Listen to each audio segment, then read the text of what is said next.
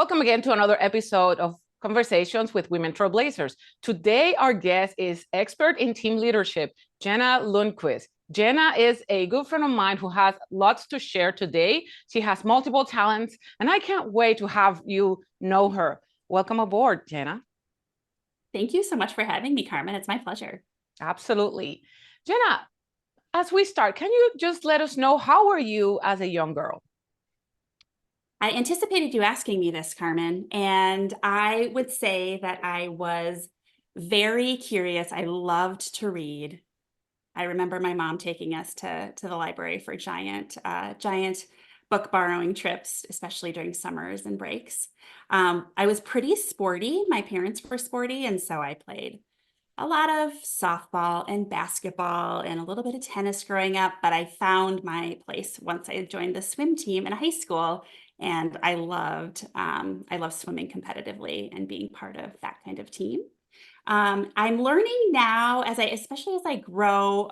I feel like we're always growing up a little bit, but as I get to know myself better as an adult, there were a lot of things that were hard for me in terms of keeping track of certain things, and I could never keep my room clean. And I've learned more about myself as I've discovered I have ADHD as an adult. And so I'm even over the past couple of years been looking back and seeing a few of those challenges that I thought were really personal and realizing, oh, it was just part of like how I'm built. And now as a grown up, I get to develop myself more in some of those ways, as well as give myself compassion. That's amazing. And you found out that you had ADHD as an adult.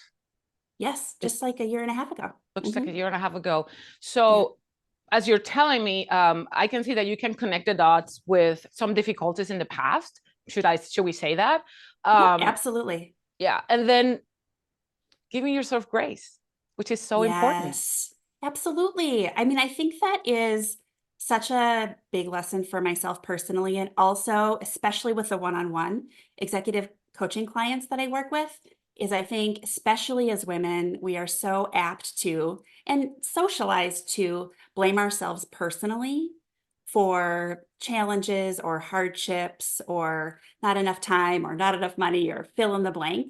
And oftentimes there are, it's not always a diagnosis, but there are larger systems or dynamics at play that are affecting us in terms of what we're able to do, how we feel, what we can achieve. And so the grace is so big inside myself and with the people I get to serve. And I think it's so important also to have a name, to have a diagnosis, because sometimes we use labels or are given to us, not that we give ourselves labels, but some people may give us labels. You're disorganized, you're irresponsible, or you're lazy. I don't know if you ever went through that, but I know many people who realize that the things they were experiencing at a young age were related to either some type of executive function disability or a learning difference. And of course, ADHD, dyslexia, and they only found out in adulthood because they either saw it in somebody or they read some criteria. And there was a light bulb that went off. There was a light bulb moment for some going other on, reason. right? So yeah, no, I think that's absolutely true. I don't really believe in. I don't feel any stigma personally about learning something like that. I know it can be different for other people in different situations, right? But for me, it's like it is a connecting of the dots, to use a phrase that you used a couple of minutes ago, of being able to go, oh, so it's not my willpower or my work ethic or my, fill in the blank. That's the issue. I'm just wired a little differently than neurotypical people might be. And with that information, I can both give myself grace and come up with better strategies, better ideas or plans that are actually going to work for me, right? It's kind of like trying to put on clothes that fit someone else's body. You do it over and over again and you say, oh, my shape is wrong, or whatever we say to ourselves, right? And it's like, no, you need to pick out the right item or the right solution for you. I'm glad you mentioned that, because being an expert in team leadership, I suppose that you consult with people who have trouble organizing their teams or having issues with a certain task. How does that work with you? But before we get there, or if you want to combine both, give us a little bit of journey. How do you get to be an expert and a consultant in team leadership? Well, I love that question, Carmen. And like all of us and like all of your guests, it's been a journey that didn't necessarily make sense when it started, but it sort of makes sense in reverse. I have always been a part of teams, right? Even those sports teams when I was young. And in terms of my career, I studied communication studies in college as an undergrad. And in fact, my first year class, which was a smaller class, that the idea was that we all got really connected to each other as a group of 16 students or so, was interpersonal communication. That's what we studied in that class. And so it was funny. I was with one of my good middle school, high school, college friends in the past year or two. And he said, so you're basically doing our first year class as your career now. And I said, yes, that's basically how it worked out. And so I started my career in advertising. I worked in an advertising agency in Minneapolis for 3 years. Then I moved to Missoula, Montana, which is my home base now, with my kid's dad. And I sort of accidentally became a community banker. So I worked at a community bank here for 9 years. The first half I was in like direct client service. And then the second half of that time, I was the vice president of strategy and engagement on the senior management team. That was about $1 billion bank, a division of a larger organization at that point in time. And in addition to that, there were these other experiences that I got to have serving on different boards, both before I moved to Montana and afterwards. I was really fortunate that the bank I worked at not only allowed but expected officers of the bank to do community service regularly, basically serve on 1 or 2 boards kind of at all time, and it would be part of our performance review at the end of the year. And so those board leadership or board tables were just another example or another place where I got to see dynamics at play and analyze them, and later on figure out that that was a way that I could provide a perspective that was really pretty natural to me, although a lot of my wisdom is sort of hard won, if that makes sense. But not everyone has it. And so when I was able to bring insight or solutions or ideas to a new leadership team, their eyes would light up and they would say, oh my gosh, tell us more. And, what do we do? What do we do to fix the challenges that we're dealing with? Absolutely amazing. I think this is a great trajectory that you've presented, because you started in one place Yes. and then you ended up somewhere totally unexpected. Of course, you are on your own. You're a small business owner. You're the founder of Janna Consulting, Janna Lundquist Consulting. And people reach out to you for you to be the consultant and help them with their team issues, whether it's a workshop facilitation or strategic consulting or all those fabulous things that you do. And I find it amazing that as a business owner, you've embraced the fact that what you just mentioned, you were recently diagnosed with ADHD, and you're using that to your advantage. Now you can understand the process, the problem, to actually implement it in a process that may help other people who may or may not have the diagnosis or may not know it. Absolutely. I think what I've noticed most, especially is, this is actually, I think, the first time I've like publicly talked about ADHD, right? But I'm a researcher. Like I've read as many books and listened to podcasts and, listened to the audiobooks, both for myself and exploring what neurodivergence means for other people. And it's really helped me recognize that there are so many ways that we all are different.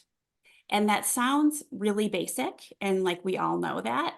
But even insofar as, say, I give a workshop, right? It's my expectation that people stay seated in their seats for 2 hours while they watch images on a PowerPoint and me speaking words out loud.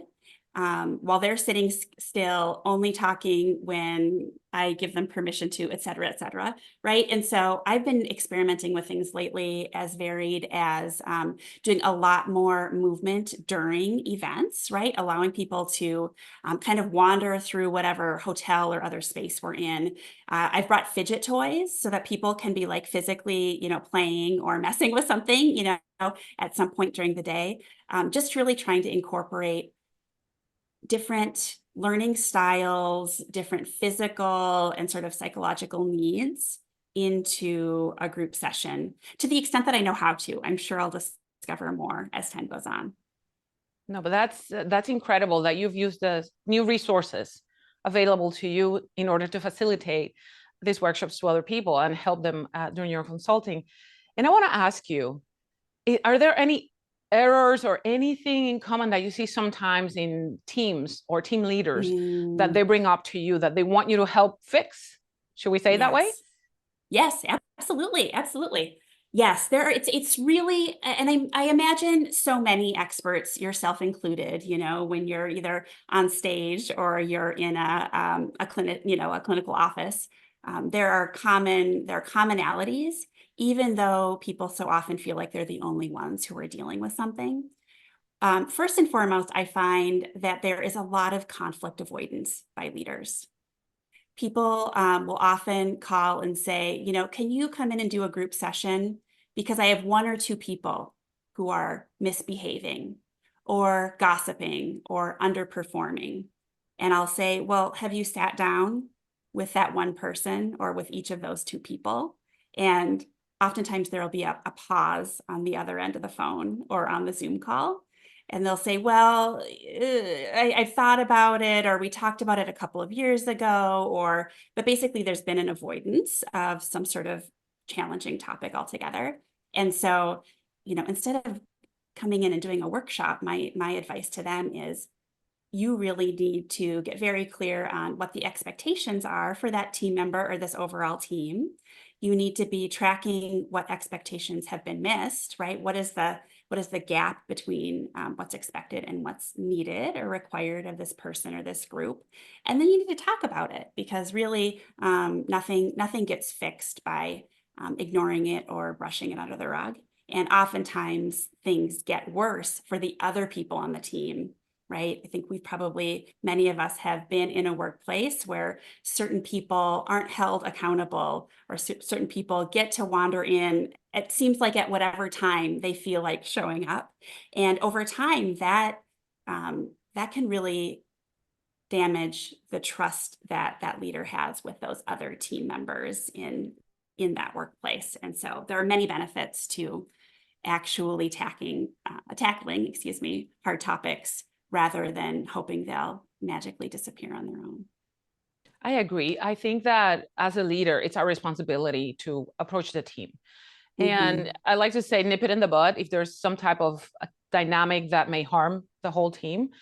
I think that as a team leader or someone in charge, whether you're a supervisor, you're the director, whatever your title is, I think it's our responsibility to be held accountable.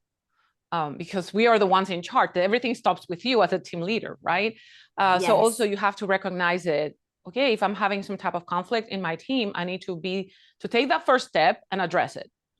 Because I think that it's easier in the beginning when you recognize those first steps, So true. The first signals almost, right? The like little bits of evidence, for example. It's much harder to say, well, this has been going on for, 6 months or 3 years, or it's harder to deal with a pattern than it is to tackle something more bite-sized or easier to get your arms around early on. Yeah, absolutely. And one thing I have seen in healthcare and outside, first of all, I think that as a team leader, you should be watching for the greater good of the organization. However, I have seen, it's more common recently, I have to say, that some leaders are, as we say, in it for themselves, as opposed to watching for the greater good, watching for the organization. Have you seen that as well? Yes, I mean, I've seen both of those different scenarios kind of over the course of my career. And that's actually one of a key concept that I work with teams on is when there is a challenging situation, getting really clear yourself personally on what your aim is, what your intention is for a conversation or a situation. And then I categorize them as either destructive or constructive aims. And when we say these out loud, many of us have we've encountered them without necessarily giving them a label. But destructive aims are things like, you know, I'm here for my career and I'm going to climb up that ladder, you know, quote unquote, no matter, you know, who I leave falling off behind me. So that would be destructive. Keeping the peace at all costs is another destructive aim because it's the at all costs thing, right? There are going to be people and careers and results that are damaged because you're not dealing with something. So constructive aims that I often sort of recommend individuals and teams think about are, hey, we want to like strengthen relationships with each other. You know, say you and I have an issue and I say, okay, Carmen, I've been thinking about this thing and and even if it's only in my own brain, for me to say, I want to strengthen my relationship with Carmen, that tends to help me lean in to do something that might be a little challenging for us. Other things are to get better results or to understand better, right? We only have this much information around us, and oftentimes our team members have other information that can help fill in those gaps. And so ensuring, even when we're stressed or even when we're afraid or even when we're, you know, fill in the blank, that we're leaning in that constructive way can really help us show up differently when we're the leader or the team member, period. But yes, and that's a really hard thing to get around in terms of the in it for themselves dynamic. It's one of the reasons I love growth mindset so much as well, because growth mindset is all about sort of like making mistakes and growing and doing better. Oftentimes being able to do that in collaboration with people around you. Definitely. And I wanted to ask you, as a consultant, but also as a business owner, what challenges have you encountered? If there's anything you can share with us where you're going on your day to day and then this happens in your business, can you share anything that you've experienced? Mm-hmm. Oh my gosh, absolutely. I really believe in not necessarily oversharing, but normalizing the things about business and work and life that are challenging. I know right from the start. So I left my banking career when I had my second child, my son Lucas, who is 8 now. And I waited about a year. I was home with my two kids and really enjoyed that before I sort of very I would say tentatively at the time decided to see if this business could be a thing. I'd oftentimes sort of gravitated to the consultants or the coaches who I cross paths with in any of those settings I mentioned before. But I remember right at the start, I was getting ready to present at a local women's conference. It was like an all Saturday thing, and I had maybe a 45-minute presentation that I was putting together. And I did have a couple of clients, but I didn't have many clients this particular month. And so I kind of spent like an entire month working on one PowerPoint, one talk, right? And I remember like getting so down on myself that month, going, Janna, if you spend a whole month getting ready to give a talk that you're not even being paid for, right? This was a free talk. How are you ever going to make this business work, right? And so I think that is an example of the kind of mindset work that is an issue as a business owner, right? Because there's no W-2 paycheck showing up every 2 months or every month, and you've got to come up with that income on your own. So I would say that's been part of it. Juggling family life and business is both beautiful and hard. I personally love it as an alternative to being an employee because while I don't necessarily work less than I did before when I worked for someone else, I have more control over both who I work with in terms of clients and colleagues and when I work, right? So if I want to take a half day to take my kids to the pool in the summer, we can do that as long as I'm getting the work done that I need to for my clients. But yeah, in terms of the overall challenges, I would say keeping my head up and my optimism going, which oftentimes requires, I really believe in good mental health care, whether that's therapy or coaching, or really like good trusted friends around you that you can call on. And the revenue ups and downs are stressful, right? I went through a COVID divorce and am repartnered now. But as I adjusted to sort of single parent life, when it's just you running a household and you're an entrepreneur, it's both motivation and pressure. And so I think you just have to be careful about how you do that. And in terms of one other challenge I would think of, it's probably, this is kind of that learner or that curious person in me, is I know there's always more out there to learn. And sometimes I have to be discerning with myself about, do I need to take that new course or read this additional book or fill in the blank, or am I actually prepared with the expertise that I already bring to this situation?